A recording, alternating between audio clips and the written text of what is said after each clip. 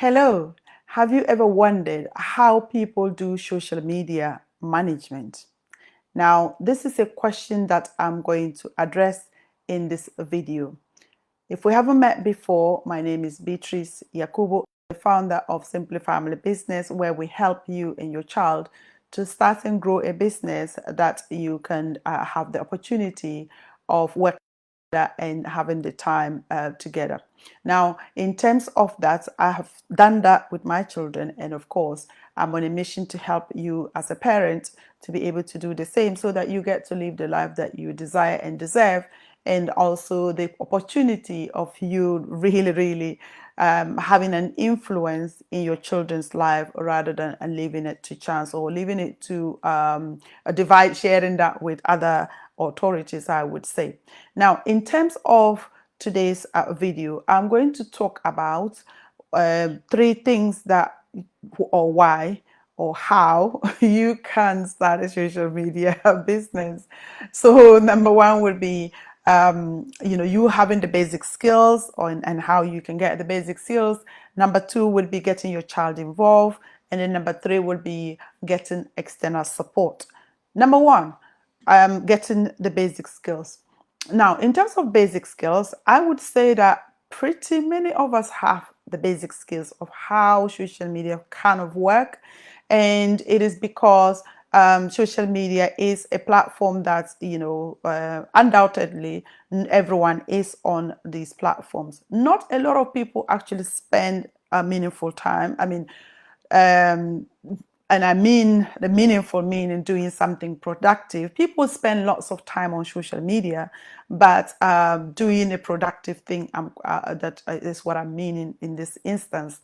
So a lot of people know what social media is. They know that some business owners would need social media, but having the skills is the most important thing to start with. Now, let me talk about why would someone pay you to become their social media manager. Here are the reasons. Number one reason would be the fact that as a business owners don't have time. Time to be able to service their clients. So if they're selling products, if they're selling services, these are all time.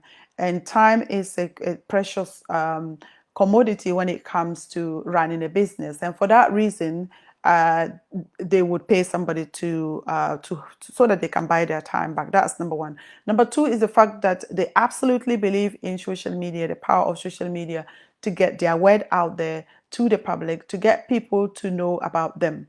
If you think about how social media works, especially for business, it is there so that when people stumble upon you or when people get to know you for the first time, what they normally will be thinking about is they're checking you online.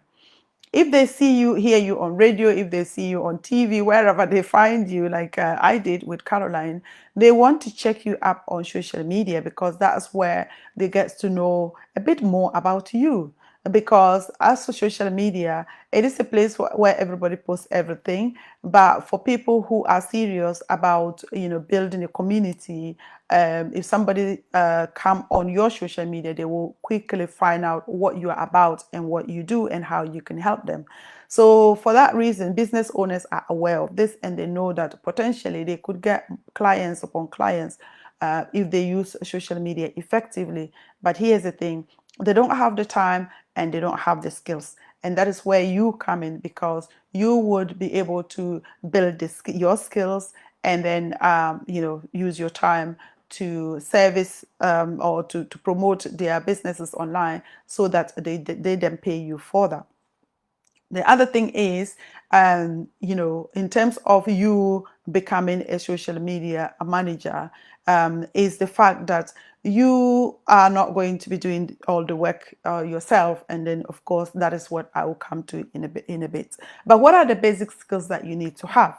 You need to be able to, and I will just share about three of the social media. If you are able to know about Facebook, about Instagram, and about LinkedIn, I think even if you know just two, you are good to go.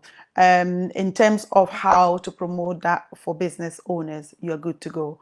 The basics that you need to know is how can you create a banner that will stand out and get the person, the business owner kind of known for what they do. So, for instance, when somebody stumble upon you on social media, they need to know, and the banner on the especially on Facebook and LinkedIn should tell the person what you do and how you can help them. That is crucial. So you being able to, or being in a position to know, to know about this banner and what the banner should look like, of course, with working with the client is important. The other thing is about a profile picture. So a business owner can either use their picture or their logo, which is fine. Either way, it has to be something that talks about them. So if it's their image, obviously it has to be an image which is a great image, an image that will that that their face is clear and then they're smiling, and just really looking professional, I would say. So that would be for the profile picture.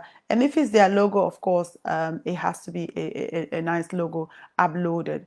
And the other thing that you need to know is the about page. You need to also ensure that they are able to write a couple of paragraphs about their business on the about page, and that will set them.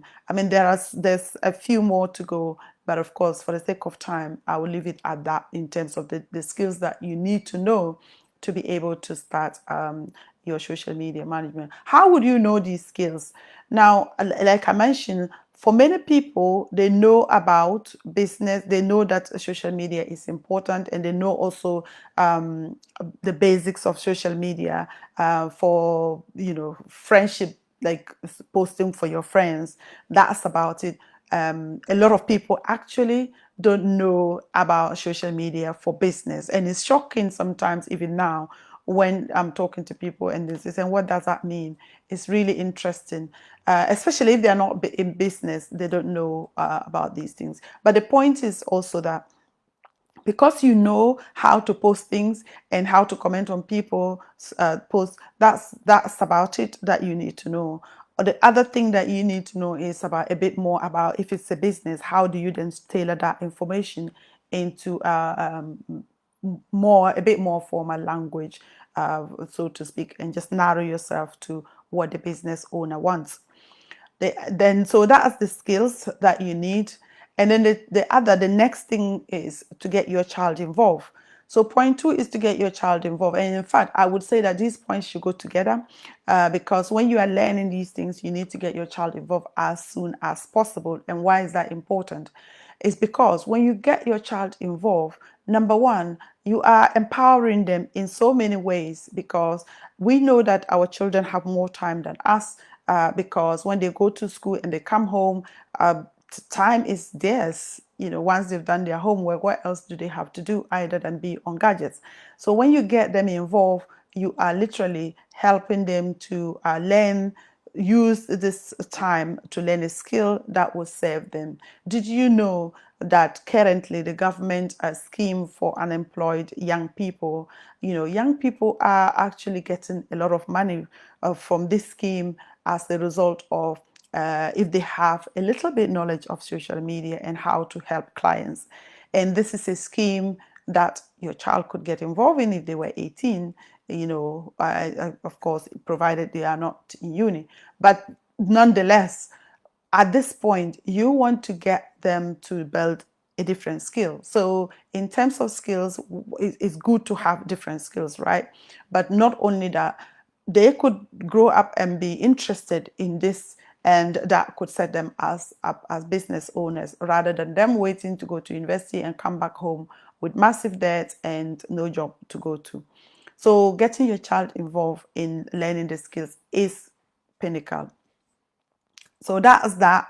And also, what you need to know is that your child knows more about social media, perhaps, than you, because they are on these platforms a lot more than us. But then what they don't know is how to tailor it towards business language, and also even the discipline to do it is another thing that children do not have. But when it's between you and them, then of course you will be holding them accountable, and there will come a time they will hold you accountable. I can guarantee you on that. Now, last but not the least is for you to hire someone to help you do this. The reason is that when you start and you have your basic knowledge, you need to get someone as quickly as possible to help you start with clients.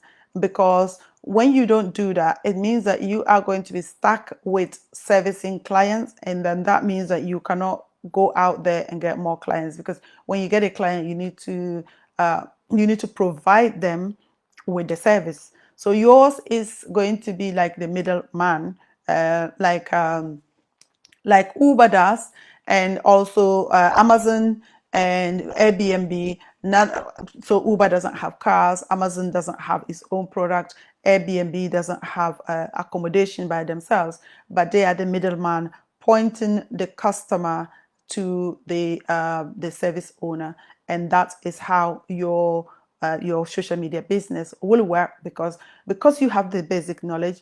You would get the customer, point them to connect them to the one who will do the service for them, because the service provider would now be working with you, and then your customer are satisfied, you are satisfied, that person who is working with you is satisfied, and that is how you can build your social media business really, really quickly, and then get your time back to stay with your children for get to influence their lives, I always say.